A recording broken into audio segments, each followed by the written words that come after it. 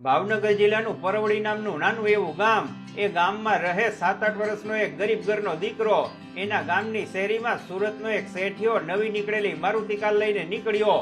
ઓલો ગરીબ છોકરો એ કારની પાછળ 2 કિલોમીટર ભાગ્યો. કાર ઊભી રહી ત્યાં એને કુતૂહલવશથી જોવા લાગ્યો. ઘડીક સીટને જોવે તો ઘડીક ચમકદાર કાચને જોવે, ઘડીક કારના રંગરૂપ જોવે તો ઘડીક એમાંથી ઉતરેલા શેઠિયાને જોવે ને વિચાર કરે, મારી પાસે આવી કાર કેદી આવશે?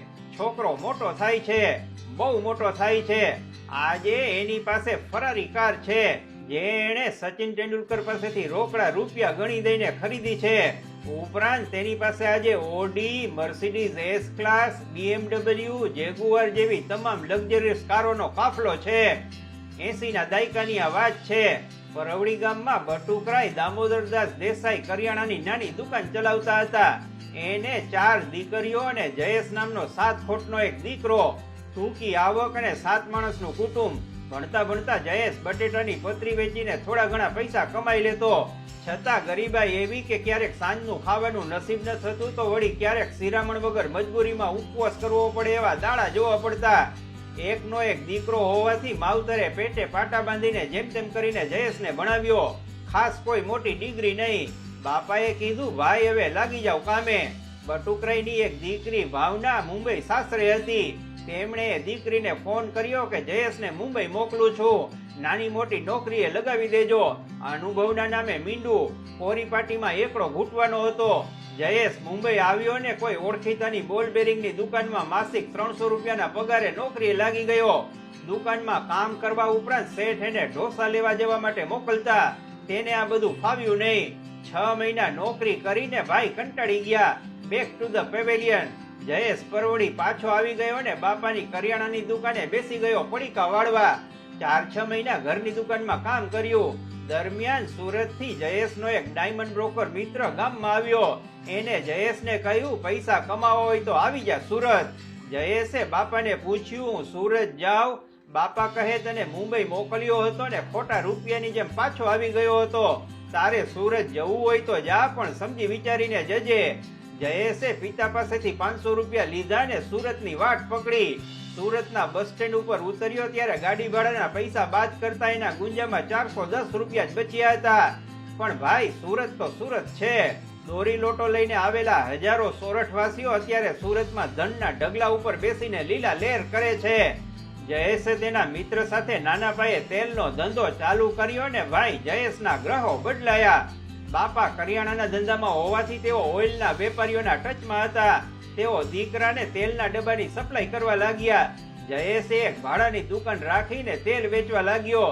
જયેશભાઈની ગાડી ચાલી પમ પમ પમ. પહેલા મહિને રૂપિયા 10,000ની કમાણી થઈ. બાપાએ દીકરાને કાન ફૂકીને શહેરમાં મોકલેલો કે ખોટ જાય તો ભલે જાય, પણ ભેળસેળવાળો માલ વેચતો નહીં. જ્યારે તેલના એક ડબ્બાનો ભાવ 600 રૂપિયા ચાલતો હતો ત્યારે જયેશ 50 રૂપિયા અચકા લેતો, પણ કદી તીકડમબાજીનું કામ કર્યું નહીં. વર્ષના અંતે હિસાબ કર્યો તો નફો થયો રૂપિયા 2.5 લાખ. ભલું થાજો ઓલા મુંબઈ વાળા શેઠનું જેને જયેશને ઢોસા લેવા મોકલ્યો હતો. નહીતર જયેશભાઈ હજી મુંબઈમાં નોકરી જ કરતા હોત. નથી કેતા કે પાડાનો પગ ભાંગ્યો તો સારા માટે.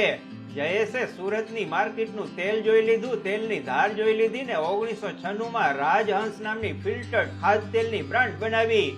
ખૂબ પૈસા કમાયો ને ઊંચી છલાંગ ભરવા માટે તગડું મૂડી ભંડોળ ઊભું કરી લીધું. ત્યાર પછી જયેશભાઈ દેસાઈ, જેમાં કોઈ જ અનુભવ ન હતો, એવા ટેક્સટાઇલના ક્ષેત્રમાં પડ્યા. એક મિલ નાખી સફળ થયા, બીજી મિલ નાખી એ પણ નાખ્યા ભેગી ઉપડી ગઈ. અત્યારે રાજહંસ ગ્રુપની 2 મોટી ટેક્સટાઇલ મિલો છે. એક મિલમાં સાડી બને છે, જ્યારે બીજી મિલમાં ડ્રેસ મટીરિયલ. આ બંને મિલોમાં 5000 માણસો કામ કરે છે. એક જ ટોપલીમાં બધા ઈંડા મુકાય નહીં. એક ધંધાની કમાણી બીજા ધંધામાં રોકાણ કરો. જયેશભાઈ આ મૂળ મંત્ર લઈને આગળ વધતા ગયા. એક વખત તેઓ મુંબઈ ગયા ત્યારે એમના બેન તેમને સિનેમેક્સ નામની મલ્ટીપ્લેક્સમાં ફિલ્મ જોવા લઈ ગયા. એમને તો ભાઈ જલસો પડી ગયો. ફિલ્મ જોતા જોતા જ નક્કી કરી લીધું કે સુરતમાં આનાથી સારી મલ્ટીપ્લેક્સ ચાલુ કરું તો જ મારું નામ જયેશ બટુકરાય દેસાઈ. સુરત આવીને 20 દિવસ પ્લાનિંગ કર્યું ને બીજા 10 દિવસમાં તો રાજહંસ સિનેમાના પાયા ખોદાવા લાગ્યા. દેશ આખો હેરત પામી જાય એવી ટકાટક મલ્ટીપ્લેક્સ સિનેમા ચાલુ કરી દીધી. 4 વર્ષમાં રોકેલા નાણાં કવર કરવાનું ધાર્યું હતું, પણ સુરત અને ગુજરાતની કદરદાન પ્રજાએ જયેશભાઈનો આ ટાર્ગેટ 2 વર્ષમાં પૂરો કરી દીધો. પછી તો જયેશભાઈએ રાજહંસ સિનેમાસની લાંબી ચેન ખડી કરી દીધી. અત્યારે મુંબઈ, બેંગ્લોર, કલકત્તા, અમદાવાદ સહિત દેશભરમાં 120 સ્ક્રીન સાથેના કુલ 30 મલ્ટીપ્લેક્સના માલિક છે જયેશભાઈ. જયેશભાઈની ઉંમર હજી 50 વર્ષની નથી થઈ અને માત્ર સુરતમાં જ નહીં, ભારતમાં એક બહુ મોટી ટોપી ગણાય છે. હવે જયેશભાઈ બદનામ બિઝનેસ કન્સ્ટ્રક્શનમાં પડે છે. જ્યાં હાથ નાખ્યો ત્યાં સોનું. રાજહંસ ગ્રુપે રિયલ એસ્ટેટના સમૃદ્ધ વ્યવસાયમાં પ્રવેશ કર્યો. લગભગ એક દાયકામાં રેસિડેન્શિયલ, કોમર્શિયલ, ઔદ્યોગિક, લેઝર અને લોજિસ્ટિક કેટેગરી સુધીના પ્રોજેક્ટની શ્રેણી હાથ ધરી. જયેશભાઈના બાંધકામો હવે નવીનતા, લક્ઝરી અને પ્રીમિયમના પર્યાય બની ચૂક્યા છે. તેમણે હવે કર્ણાટક, દિલ્હી, પંજાબ, મધ્યપ્રદેશ અને રાજસ્થાન જેવા રાજ્યોમાં પોતાની પાંખો ફેલાવી છે ને બિલ્ડિંગોની બિલ્ડિંગો ને ટાવરોના ટાવરો ઊભા કરતા જાય છે. જયેશભાઈના અનેક હરીફો છે, પણ જયેશભાઈ કોઈના હરીફ નથી, કારણ કે તેઓ ટોપ ક્લાસ અને હાઈ ક્લાસ આવાસો ઊભા કરે છે, જે બીજા બિલ્ડરો માટે મીઠી ઈર્ષાનું કારણ બનતું જાય છે. જોજો હવે આ ગુજરાતનો જુવાનીઓ ક્યાં ઠેકડો મારે છે.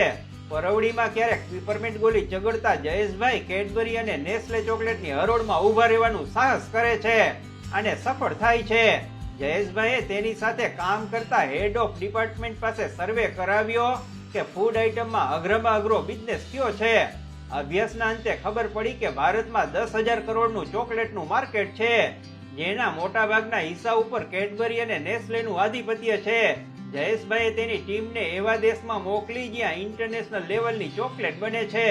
યુરોપના જુદા જુદા દેશોમાંથી મશીનરી મગાવી 1,75,000 સ્ક્વેર ફીટમાં સુરતમાં ફેક્ટરી ચાલુ કરી અને સ્મિટન નામની ચોકલેટ લોન્ચ કરી.